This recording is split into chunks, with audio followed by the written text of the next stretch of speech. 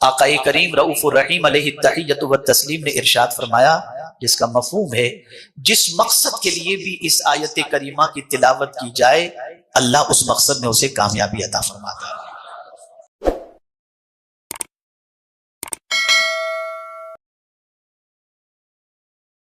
یونس علیہ السلام نے مچھلی کے پیٹ میں یہ تسبیح، یہ آیت کریمہ لا الہ الا انت سبحانک انی کنت من الظالمین کی تلاوت فرمائی تو اللہ نے مچھلی کے پیٹ سے آپ کو نجات عطا فرمائی۔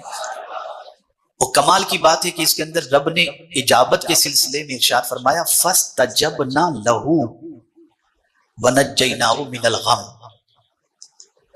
حالانکہ تحلیل بھی اس کے اندر موجود ہے لا الہ الا انت، لیکن نجات کا سبب کس چیز کو بنایا؟ تو قرآن کہتا ہے فلولا انہ کان من المسبحین للبث فی بطنہ الی یوم یبعثون۔ اگر وہ تسبیح کرنے والے نہ ہوتے تو پروردگار فرماتا ہے کہ قیامت تک مچھلی کے پیٹ میں رہتے۔ تو یہ ہے لفظ سبحان کی برکت، اللہ کی تسبیح کی برکت۔ آقا کریم رؤوف الرحیم علیہ التحیۃ والتسلیم نے ارشاد فرمایا، جس کا مفہوم ہے جس مقصد کے لیے بھی اس آیت کریمہ کی تلاوت کی جائے اللہ اس مقصد میں اسے کامیابی عطا فرماتا ہے۔ انسان انسانوں کے درمیان رہتا ہے، کچھ تعریف کرنے والے ہوتے ہیں، کچھ حسد رکھنے والے ہوتے ہیں، کچھ اچھے کلمات کہنے والے ہوتے ہیں، کچھ دل دکھانے والے کلمات کہنے والے ہوتے ہیں۔ آقا کریم رؤوف الرحیم علیہ التحیۃ والتسلیم سے سچا انسانوں میں اور کون ہو سکتا ہے؟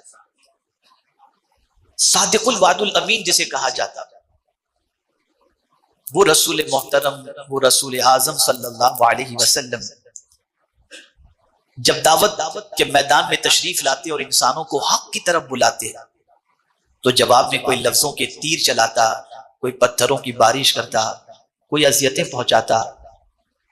آقا کریم صلی اللہ علیہ وسلم کے قلب اطہر کو تکلیف پہنچتی،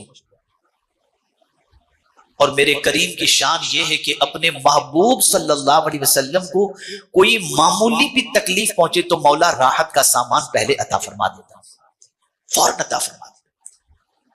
اب آپ سوچیں کہ ایسا سچا جس کی صداقت کی گواہی قرآن دے رہا ہو، اس سچے رسول اعظم صلی اللہ تعالی علیہ وسلم کو لوگوں نے نہ جانے کیا کیا کہا، لیکن ایسی سچویشن میں پروردگار جل جلالہ نے اپنے محبوب صلی اللہ علیہ وسلم سے کیا فرمایا کہ جب ایسی کیفیت ہو کہ آپ سچے ہوں، آپ کے دل کو اذیت پہنچ رہی ہے کسی کی بات، تو اس وقت کیا کرنا چاہیے؟ ہماری سچویشن کیا ہوتی ہے؟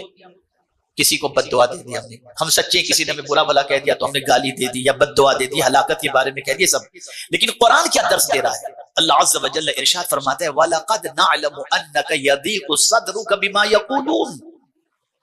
ہم ضرور جانتے ہیں ان کی باتوں سے جو آپ کے دل کو تکلیف پہنچتی ہے، جن کی باتوں سے رسول اعظم صلی اللہ علیہ وسلم کے قلب اطہر کو تکلیف پہنچ رہی ہے۔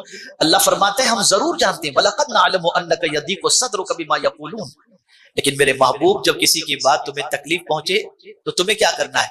فَسَبِّحْ بِحَمْدِ رَبِّكَ وَكُن مِّنَ السَّاجِدِينَ۔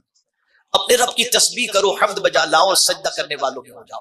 پتہ یہ چلا کہ یہ تسبیح اتنی عظیم دولت ہے کہ اگر تمہیں کسی کے جملے اذیت پہنچائیں تو تمہیں اس کو کچھ کہنے کی ضرورت نہیں، کہو گے تو تمہارا دل کا بوجھ ہلکا نہیں ہوگا، لیکن اگر تم اللہ کی تسبیح بیان کرو گے تمہارے دل کا غم دور ہو جائے گا۔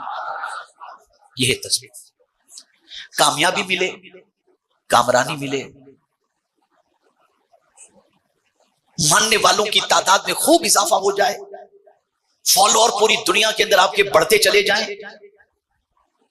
تو ایسے میں بھی کیا کرنا چاہیے؟ اس موقع کے حوالے سے بھی قرآن کہتا ہے اذا جاء نصر اللہ والفتح ورأيت الناس يدخلون في دين الله افواجا فسبح بحمد ربك۔ یہاں بھی رب قدیر جل جلالہ نے اللہ کی تسبیح کا حکم عطا فرمایا۔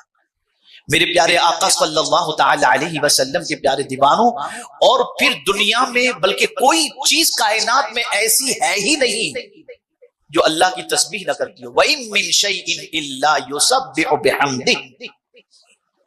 میرے پیارے آقا صلی اللہ تعالی علیہ وسلم کے پیارے دیوانوں، اس لیے تسبیح کو اپنی زندگی میں لازم پکڑو۔ تسبیح سے یہ 100 دانے والی جو اس کا یہ مراد نہیں، بلکہ تسبیح سے مراد سبحان اللہ کہنا ہے، سبحان اللہ کہنا ہے۔ آقا کریم صلی اللہ علیہ وسلم نے ارشاد فرمایا جو شخص ایک مرتبہ سبحان اللہ کہے اس کے نام کا جنت میں ایک درخت لگ جاتا ہے۔ یہ سبحان اللہ۔ میرے پیارے آقا صلی اللہ تعالی علیہ وسلم کے پیارے دیوانوں، قرآن کہتا ہے وَيُسَبِّحُ الرَّعْدُ بِحَمْدِهِ وَالْمَلَائِكَةُ مِنْ خِيفَتِهِ۔ آپ قرآن مقدس میں اگر تسبیح کے حوالے سے پڑھیں تو آپ کو قرآن مقدس میں بے شمار آیتیں تسبیح سے متعلق نظر آئیں گی۔ بس ایک آخری بات عرض کر کے میں اپنی گفتگو کو ختم کرتا ہوں۔ بیماریاں آج گھر کر چکی ہیں، اور کوئی گھر ایسا نہیں ہوگا جہاں کوئی شوگر، بلڈ پریشر، ہارٹ، یہ سب بیماریوں کے اندر گرفتار نہ ہو۔ ایک بزرگ سے میری ملاقات ہوئی اور میں نے ان سے عرض کیا کہ حضور کوئی ایسا نسخہ عطا فرمائیں کہ طبیعت میں تھوڑا سا بیلنس رہے، چونکہ سفر بہت کرنے پڑتے ہیں، مختلف علاقوں کی مختلف غذائیں، مختلف پانی، مختلف تیل، اور ظاہر سی بات ہے کہ ہوٹل میں یا کچھ ساتھ میں لے کر کے تو جا نہیں سکتے، تو ڈر لگا رہتا ہے کہ طبیعت کہیں خراب نہ ہو جائے۔ کوئی ایسا نسخہ عطا فرمائیں جس کی وجہ سے طبیعت ٹھیک رہے اور کوئی بڑا عیب طبیعت کے اندر پیدا نہ ہو۔ فرمایا بس مولانا ایک عمل کو جاری رکھیں اپنی زندگی میں، کثرت سے سبحان اللہ و بحمدہ سبحان اللہ العظیم پڑھتے رہیں، انشاءاللہ اللہ تعالیٰ آپ کو نفس سے اس تسبیح کی وجہ سے محفوظ رکھے گا۔ تو صحت کے بیلنس کے لیے بھی یہ تسبیح بہت مفید ہے۔